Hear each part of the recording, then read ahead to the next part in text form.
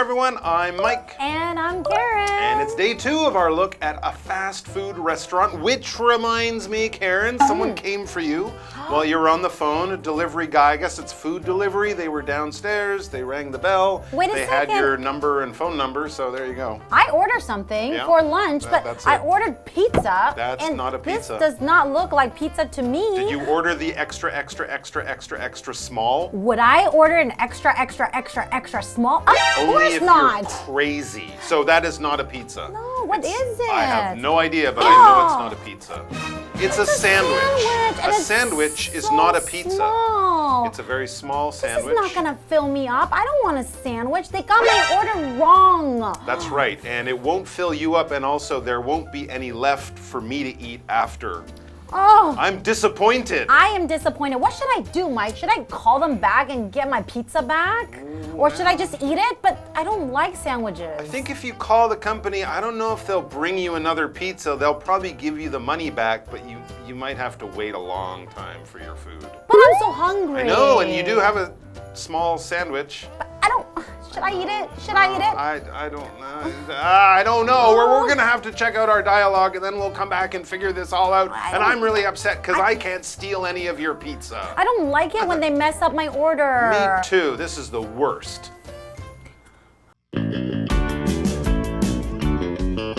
Wendy returns to the fast food counter. Excuse me, there's a problem with my order. I'm sorry, what's wrong with it? I asked for no onions or special sauce on my chicken sandwich, but this one has both.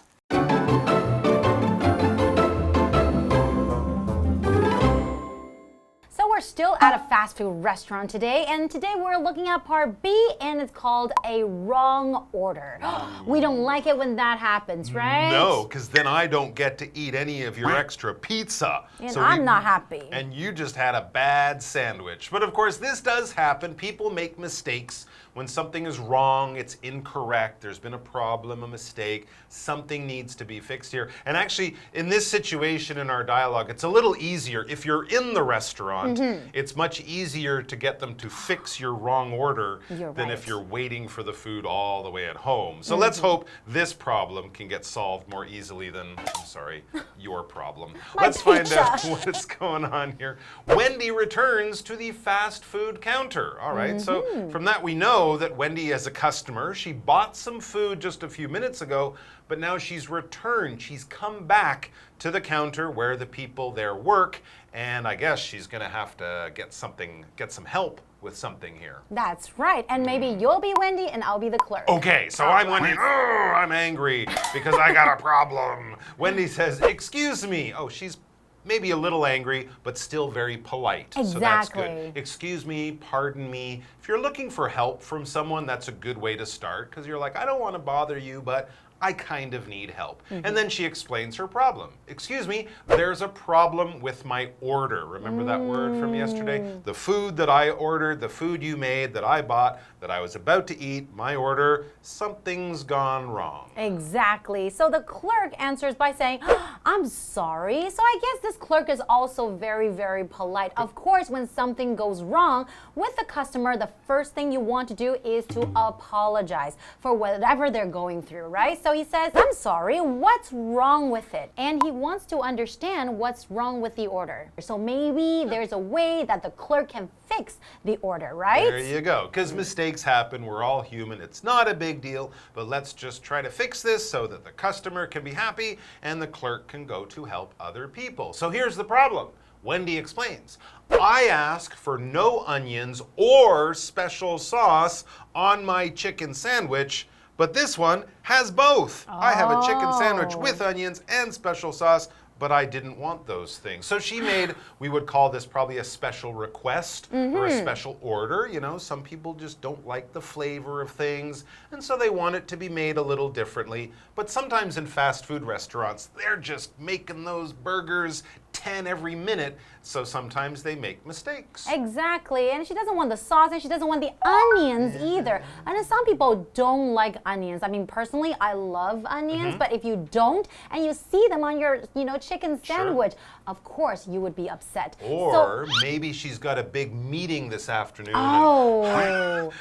And then she's scared that she'll get the onion breath, Onion right? breath, yeah. There's That's lots of not reasons very to good. not eat onions. I guess you're right, but they do taste delicious. So onion is a kind of vegetable. And a lot of people, when they cook, they add some onions to it so it has more flavor. True. And we know that when you cut the onions, when they're raw, and then you'll start tearing, people will think that you're crying. But they taste really, really good in so many different ways. You can have onion soup. Ooh, I love onion soup. Or you can put onions on your hot dog or cheeseburger, any kind of things that you want. Yeah, right? they're really useful. You can eat them raw in a salad or cook them where they become kind of sweet.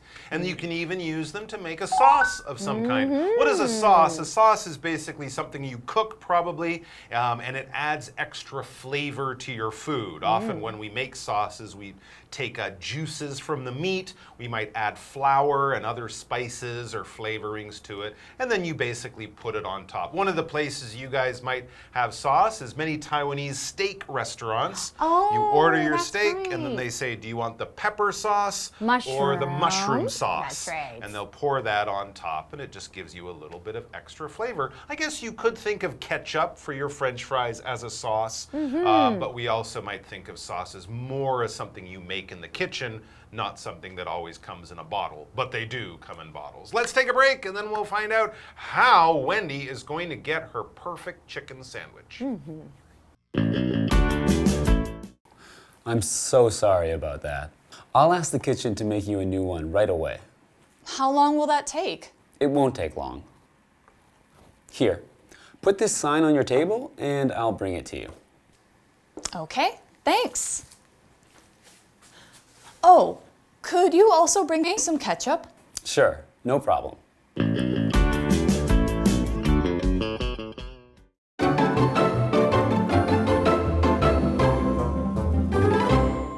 Welcome back, everyone. So we have this dialogue between the clerk and Wendy, right? So what Right. happened before the break? Well, Wendy's a customer in this restaurant, and they made her chicken sandwich a little bit wrong from the way she wanted, a little bit differently from the way she wanted. She asked for no onions or the sauce on top, the special sauce. But she got both. Someone in the kitchen didn't get this note, or they made a mistake and they put those things on. So now she's just coming back saying, this isn't what I wanted, and I expect she'll be asking for another one. Yeah, I guess so. So the clerk says, I'm so sorry about that. And like we said, apologizing to the customer when something goes wrong is the way to go, right? Especially when it's the restaurant that made the mistake. Yeah, Exactly. that's You fine. want them to feel okay. Right. So the clerk says, I'll ask the kitchen to make you a new one right away. I think that's a great solution because she doesn't like onions and she doesn't like the sauce, so she's not going to eat that sandwich, right? So the good thing to do is to make her a new one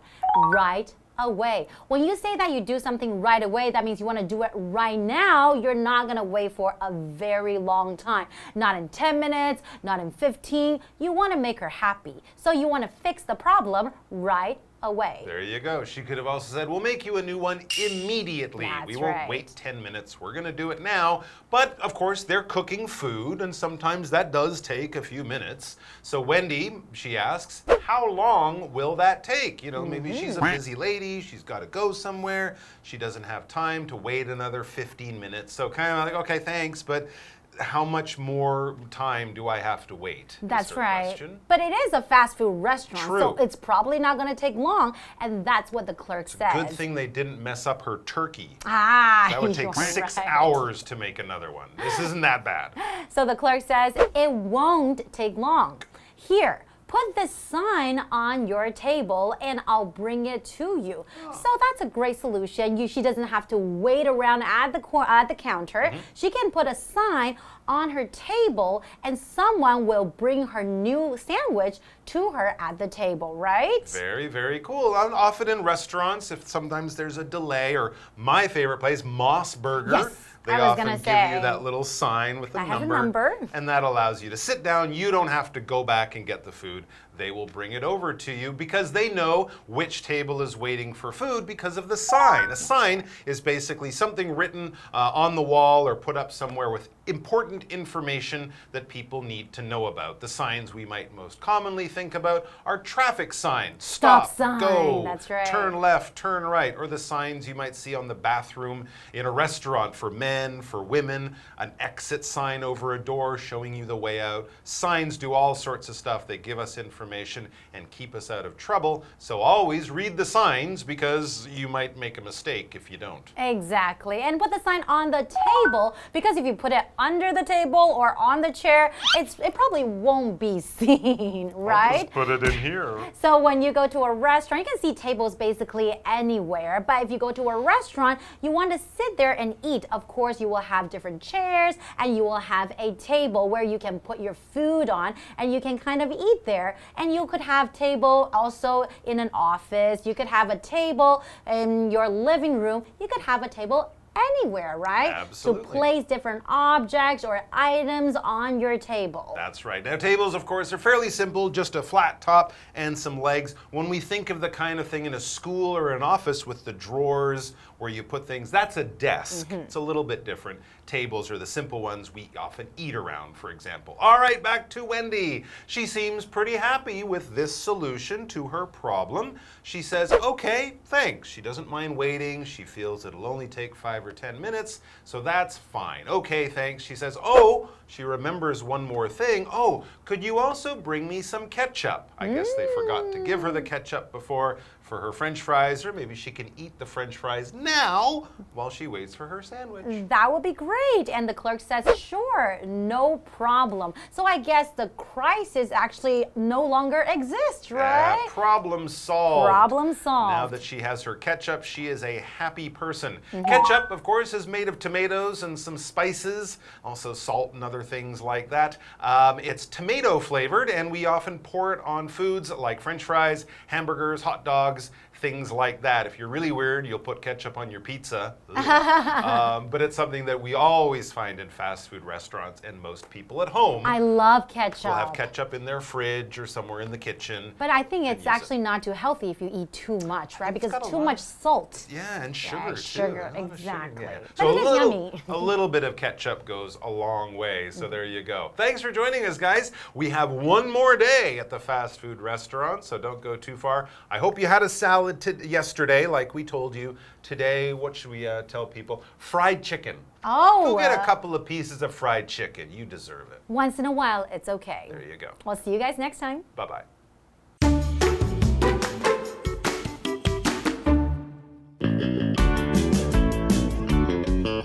Wendy returns to the fast food counter. Excuse me, there's a problem with my order. I'm sorry. What's wrong with it? I asked for no onions or special sauce on my chicken sandwich, but this one has both. I'm so sorry about that. I'll ask the kitchen to make you a new one right away. How long will that take? It won't take long. Here, put this sign on your table and I'll bring it to you. Okay, thanks. Oh, could you also bring me some ketchup? Sure, no problem.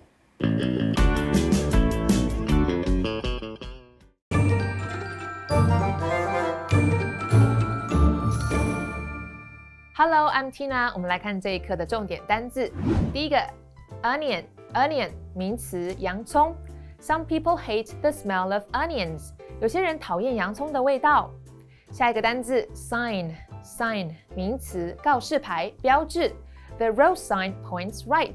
这个路标指示向右转。下一个单字 table 名词，桌子。This table is too small for us. 这张桌子对我们来说太小了。最后一个单字 ketchup 名词，番茄酱。I eat fries without ketchup. 我吃薯条不沾番茄酱。接着我们来看重点文法。第一个 I'm so sorry about that. 我对那件事情非常抱歉。我们来看看这个对话。You didn't show up yesterday. 你昨天没出现。I'm so sorry about that. I was sick. 很抱歉我没出现，我生病了。下一个文法 How long will something take? 某事会花多久时间呢？ How long 用来询问多久时间。我们来看看这个对话。How long will the chicken take to roast? 烤这只鸡要花多少时间呢？ It'll take 90 minutes to roast. 要花90分钟来烤。Roast 就是指烤。以上就是这一课的重点单字跟文法，我们下一课再见喽，拜拜。